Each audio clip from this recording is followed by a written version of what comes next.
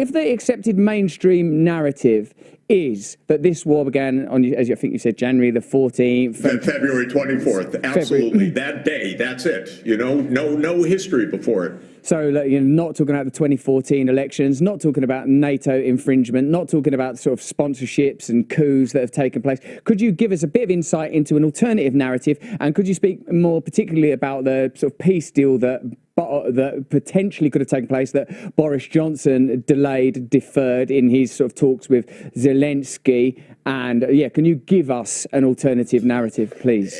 Absolutely, because there is a real story behind all of this. I happened to be there actually 32 years ago, 33 years ago, because I was an economic advisor to the economic team of Gorbachev, actually. And in 1990, Gorbachev wanted to end the Cold War. He wanted to end the Soviet military alliance, the so-called Warsaw Pact alliance. Germany wanted to reunify, or Helmut Kohl wanted to reunify Germany. And they discussed this, and it was very clear. The US and Germany said to Gorbachev, if you dissolve the Warsaw Pact and the Cold War, and Germany reunifies, NATO will not move 1 inch eastward.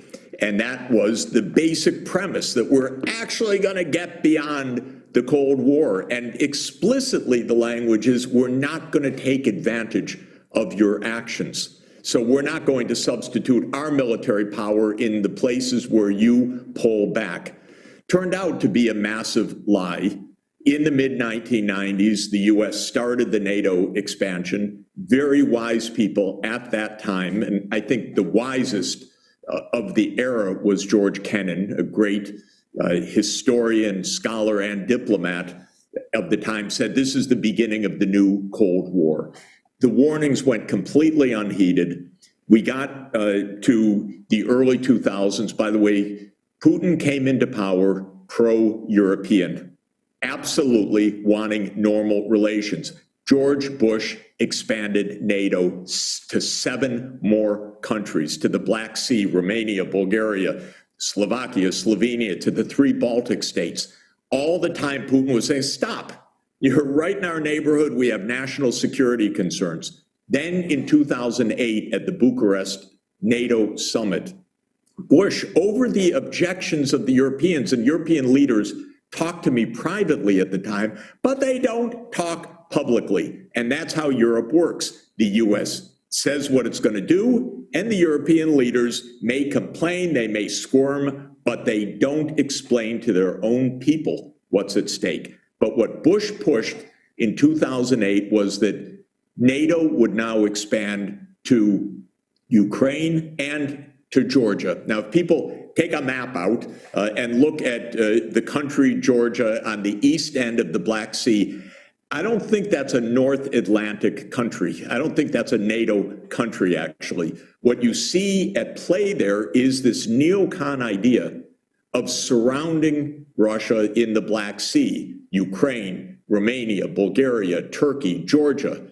And what our strategists have said for decades is that would basically corner Russia, and Putin said it, don't do this in our neighborhood.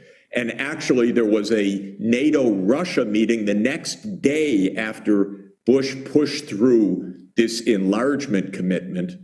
And at that NATO-Russia meeting, Putin said to Bush, if you push NATO into Ukraine, we take back Crimea. I tell you that now.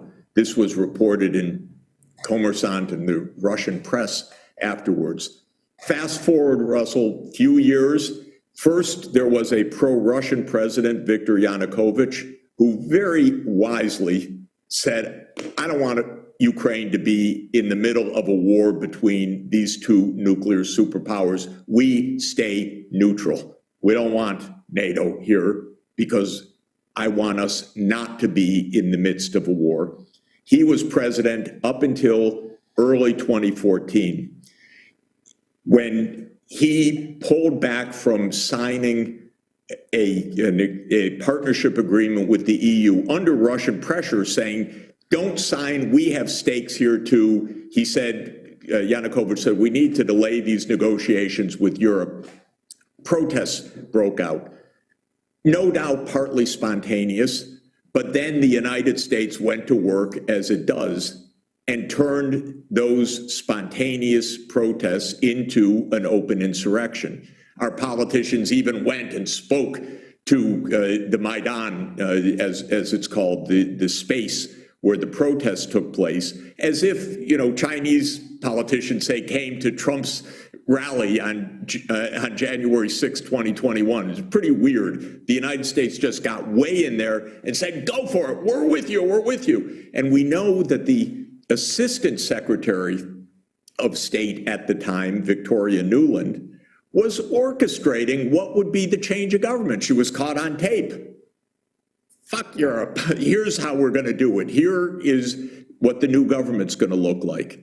It's interesting, she was the Assistant Secretary of State for European and Eurasian Affairs. Today, she is the Undersecretary of State for Political Affairs. In other words, this is a long project. The same people are engaged. Yanukovych fled. There were violence, by the way, absolutely violence in part on the insurrectionist side. There's no doubt about that, according to careful scholarship.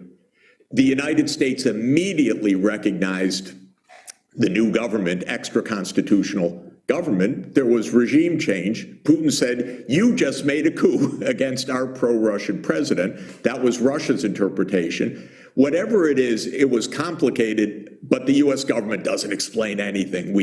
But I saw, by the way, just kind of by coincidence, because I've been engaged in Ukraine all the way back since 1994. I saw how US NGOs, quote unquote, were directly engaged in financing part of the Maidan episode. So I saw with my own eyes, this was not, we were way in there. Okay, from Russia's point of view, that's it. Now there's a pro-Russia, pro-US government. The pro-Russian president was overthrown in their interpretation. They followed up, as they said, Putin seized Crimea. The new government said, we're going for NATO. The US started pouring in billions of dollars of armaments between 2014 and 2021. This war has actually been going on for 8 years. It didn't start even as a hot war in February of this year. It started in 2014. And the war has been going on, the arming has been going on, the idea of turning Ukraine into a NATO country has been going on. Then comes Biden in. Now, again, Trump for me was, really psychologically unstable. I never felt safe for a day. I thought, okay, Biden, now something reasonable and rational. But he brought the neocons exactly into the core again. Pretty weird. I think he's lost his political base at home for this because the costs and consequences of this are huge. But the essence of it is that in 2021, Putin said to Biden as new president, stop NATO enlargement. This is our backyard. We will not tolerate NATO in Ukraine, a U.S. military alliance on our 1,000 plus kilometer border. No. And I happened to call the White House late in 2021 just saying, please avoid a war. We don't need NATO there. It's no good to have NATO there. It's no good for the United States to have NATO there. We don't have to be on every piece of this board. Like the game of Risk, I often compare it to. They want bases everywhere in the world, these neocons.